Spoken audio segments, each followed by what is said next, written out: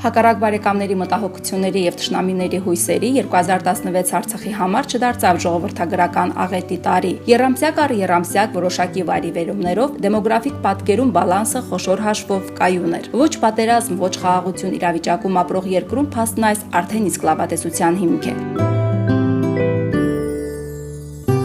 Ազգային վիճակագրական ծառայությունում վերլուծել են մեր երկրի ժողովրդագրության ընդհանուր համապատկերը եւ առանձնացրել հիմնական միտումները։ Դիտարկման առանցքում էին արդեն ընթացիկ տարվա առաջին 6 ամիսները։ 2017-ի հունվար-հունիս ամիսներին 1138 արցախցի է լույս աշխարհ եկել։ Մահացության 638 դեպք է գրանցվել։ Բնակչության բնական հավելաճը կազմել է 500 մարդ։ Համեմատելով 2016-ի նույն ժամանակահատվածի հետ մահացությունների թիվն աճել, իսկ ծնունդներինը նվազել են 4%-ով։ Իսկ հա մինչև 1 տարեկան երեխաների մահացության 2017-ի առաջին կիսամյակի ցուցանիշը նախորդ տարվա նույն ժամանակահատվածի համեմատ նվազել է 2.4%-ով։ Վիճակագիրները չեն զլացել, դիտարկում են իրականացրել երամսյակային կտրվածքով եւ վստահեցնում են 2017-ը այնուամենայնիվ կպահպանի նախորդ տարիների դինամիկան, քանի որ ապրիլ-մայիս-հունիս ամիսները մահացության դեպքերով զիջում են նախորդ երամսյակին 14%-ով։ Փոխարենը նորածինների քանակը 94%-ով կամ 18%-ով գերազանցել է տարվա առաջին 3 ամսվա ցուցանիշները։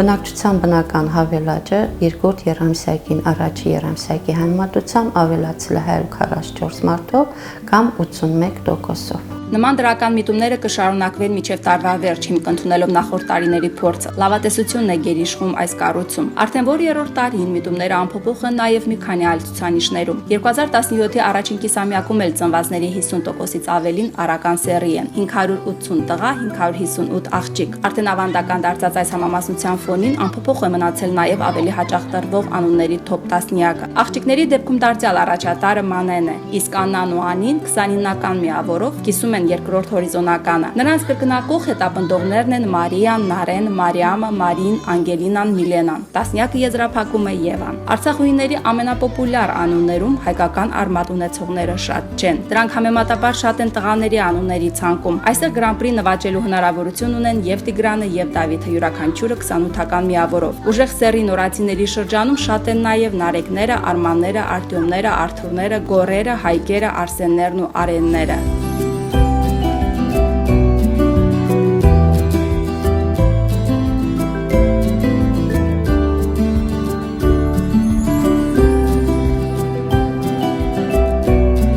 Այս հրեշտակը ոչ ուժեղ սեռ է ներկայացնում եւ ոչ էլ պոպուլյար անուն է կրում։ Նա մեկն է այն 558 արցախուհիներից, ովքեր պիտի կյանքում ապացուցեն, կարևորը հոգու ուժն է։ Նույնիսկ ամենատղայապաշտը կարող է ծնկի գալ այս լուսերեսի լուսարձակող աչքերին նայելիս։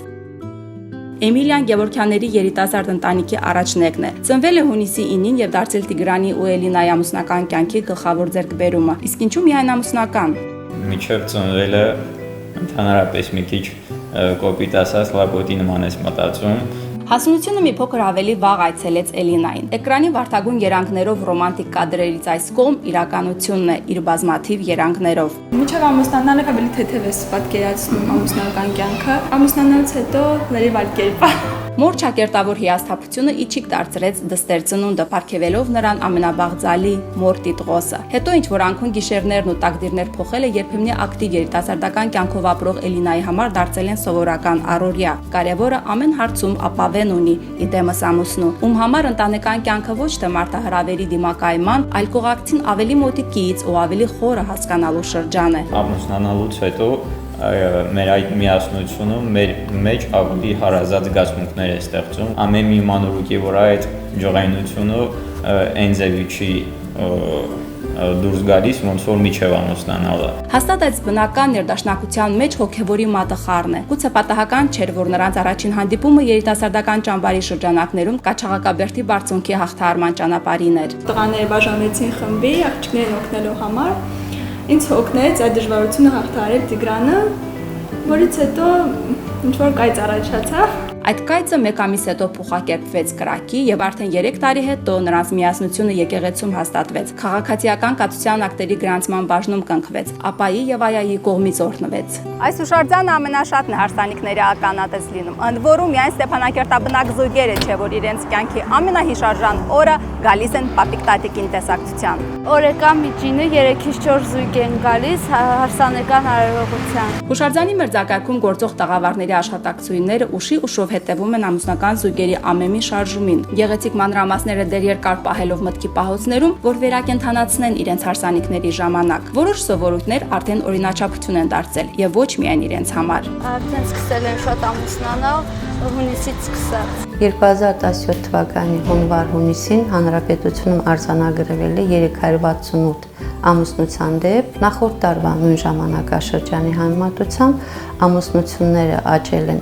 30%-ով, իսկ եթե դիտարկում ենք ըստ եռամսյակների, ապա երկրորդ եռամսյակին առաջի եռամսյակի համեմատությամբ ամուսնությունները ավելացել են 58 կամ 37%-ով։ Նախորդ տարվա նույն ժամանակահատվածի համեմատ 2017-ի առաջին կիսամյակում 29.1%-ով աճել է ամուսնալուծությունների թիվը, իսկ ըստ եռամսյակների վերլուծության արդյունքները այսպիսին են։ Ամուսնալուծությունները նվազել են 12%-ով կամ 21%-ով։ Ամուսնալուծություն ծնող հանգամանքների հիմնական մասը կենցաղային հողի վրա է առաջանում։ Երիտասարդները ամենահրատապ խնդիրներից բնակարանայինը սեփական ուժերով շատ դժվար են լուծում։ Ֆինանսապես ինքնաբավները բացարձակ փոքրամասնություն են կազմում։ Էմիլիայի հայրը ավանդական կարատեի մարզիչ Տիգրանը դա գիտի նաև, որովհետև գործի բերումով հաճախ է շփվում երիտասարդների հետ։ Վերջիններից շատերը խուսափում են ընտանիք կազմելուց նույն պատճառով, պնդում է նա։ Ջահիլների մեծամասնությունը չեն կարողանում դասավորվել